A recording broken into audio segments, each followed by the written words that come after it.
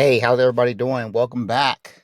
It's been a while because I have to find a way to record these things. I can't record in my house, so now that I found a way, now I can start pumping these things out, getting back at it. All right. So if you haven't subscribed to the channel, go ahead and subscribe. I'll keep these things coming up. Try to get at least 2 per week out. Get it in. Okay. So retirement planning with index funds. All right. Most people that have a retirement plan kind of want to retire passively with index funds, which is a good plan up front. Okay. And so the problem is on the back end. Let's see if I can make this writing a little bigger. The problem is on the back end, you have to understand what to do with your index funds. Okay. So index funds are fantastic. All right. You can just pretty much set and forget, throw your money in I invest in index funds every week. Right. And they grow. Right now, the stock market's beat up. So I'm buying more. Right. And it's going to keep growing it averages 8 to 10% a year over the lifetime. Okay. Now, what are index funds? Index funds cover an index, meaning the Nasdaq, the total stock market, the Dow Jones, and the S&P 500. All right, each of those offers a different taste slice of the businesses, and the total stock market, which is my favorite one, VTI, it does everything, right? So it tracks the whole stock market. Okay, so you can invest in index funds by fractional shares, meaning like a share of VTI is like $204 today. I only buy $10 of it. $15 of it, right? So that's fractional investing, and you can do that via Stash, Cash App, and a lot of other programs. M1 Finance, those are the ones I use for fractional investing, right? It's easy. Okay, you can just set and forget it. Hey, $5 a week, $10 a week, $100 a week, whatever you're up to. Okay, dollar cost averaging. That's when you say $100 a week, no matter what. Okay, so over time, you're going to buy more when it's down and less when it's up. So you should end up on top. Okay, there's no commission fees anymore. And discount brokerages, again, are M1 Finance, things like that, right? In short, you want to invest in index funds as much as possible. Now, let's get into where we can invest in index funds. 401ks, okay? So those are probably going to be mutual funds, but they're going to offer similar to index funds, okay? They're still going to be S&P 500, total stock market. They're going to be mutual funds, so it'll be a little different. Roth IRAs, right? So a Roth IRA, if you're set to, take out your Roth in 50 years, then you might want to invest in an index fund that's going to track the market for 50 years. I mean, there's no guarantee what business is going to be around in 50 years, okay? Health savings account, right? Same thing. They're similar to Roth, but they're more triple tax advantaged, and they're for health, okay? And then traditional brokerage account, which I do that as well. So my traditional, I have all 4 in my traditional as well. The advantage is that you're going to get the gains of the stock market. So you set and forget it. It's called passive investing. You deduct the money straight from your paycheck. It goes straight into index funds. You're good. Okay. Now, index funds can lead to failure, right? Not saying that you won't have enough money. Say you have $2 million in index funds, right? Or a million, whatever. That's enough money to survive if you know what to do with the money. Okay. Most people are going to try to turn it over to a financial advisor who's going to whittle it down.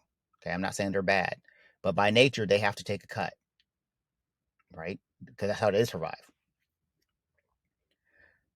You have to understand how to create income from your big nest egg. Okay. It's the same as if you had a house and you sold it. You have a big nest egg, right? Say you sold your house, you have plus $300,000. You still need to convert that money into income. Okay. So that's the only reason that I am weary of index funds. It's better than nothing. But if you're not learning how to convert that money into income, personally, I'm an income investor, meaning I can turn my $1 million portfolio into 80,000 a year, and it will keep growing. Okay. So each year I'll have more money because I've learned the skills of income investing. Okay. So I think it's better to learn income investing as soon as possible than my bonds. I already bought my bonds. These are my 30-year bonds.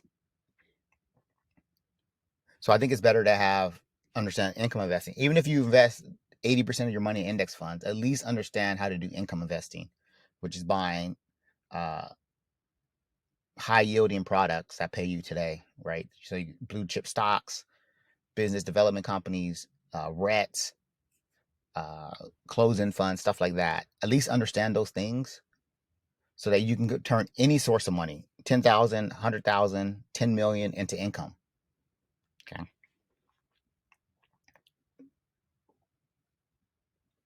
So life is full of surprises. And if you have $1 million and you're trying to sell your index funds, because that's the generic plan.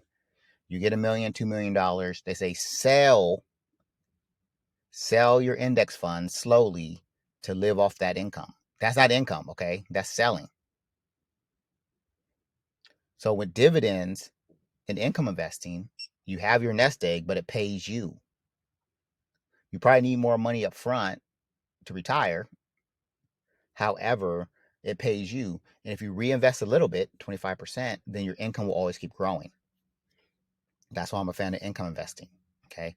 You do not want to sell, because if the market's down like it was in 2022, what happened? You still need your 40,000 a year.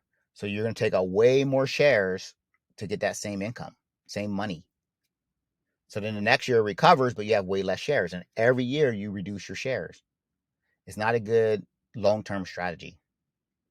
Okay. So just be very aware of index funds. The reason why I invest in index funds is because I don't plan on selling them. If I have a large nest egg of index funds towards the end of my life, $1 million, I'll just take out a loan against it, 100,000, buy what I need to do, let those keep growing, pay back the loan. All right. That's going to be almost like owning a house for the long term. Okay. That's the long term wealth. I don't plan on selling index funds.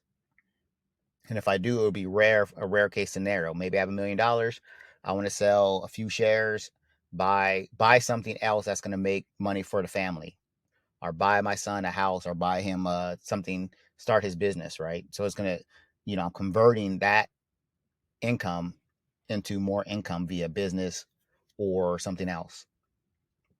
Okay. I'm not just selling and buying garbage, right? Or paying my bills. Okay. So index funds are a great complement to index investing or dividend growth investing. Okay. So just be weary of a pure index fund strategy. Okay. You're going to need your emergency fund. You're going to need your kind of plan for investing, but make sure that you know how to make income. Okay. Index funds aren't income. They do pay dividends, very small dividends. So if you want to have a lot of money and live off 1% dividends, it's not a bad strategy. You just need a lot of money. Okay. So I'm an income investor. So think of your index funds like $1 million bottle of wine. How do you convert that wine into income?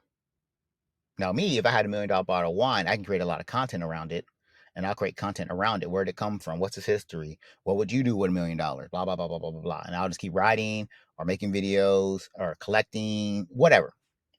Right? Maybe you take out a $50,000 loan against it and buy a car, that you do it for a rental, right? And then you use that rental money to pay back the 50,000.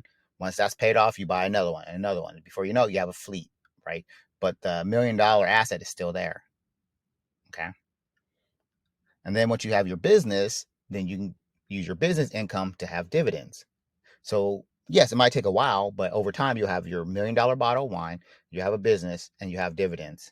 And then once that dividend spit off money, that's the money you spend. It's called delayed gratification. It's very tough for most people.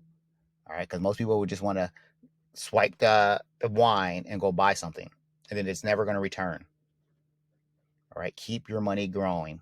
And then at the end of it, at the very tail end of it, spend with no remorse. All right, that's what I'm doing. Okay, so with that being said, I don't think. Okay, so this wasn't a book. I have a free PDF, so it's on Kindle Unlimited. Um, but of course, I have all kinds of books. So go ahead and grab this website. I have the link below. grab as many books as you can, read everything you can. You know, it's a long road. I'm traveling it. I've been writing every day for 2 years now. I plan on keep going. And, I just want to share my journey. It motivates. Only 3% of the people in the world are going to actually take action. So, for you 3%.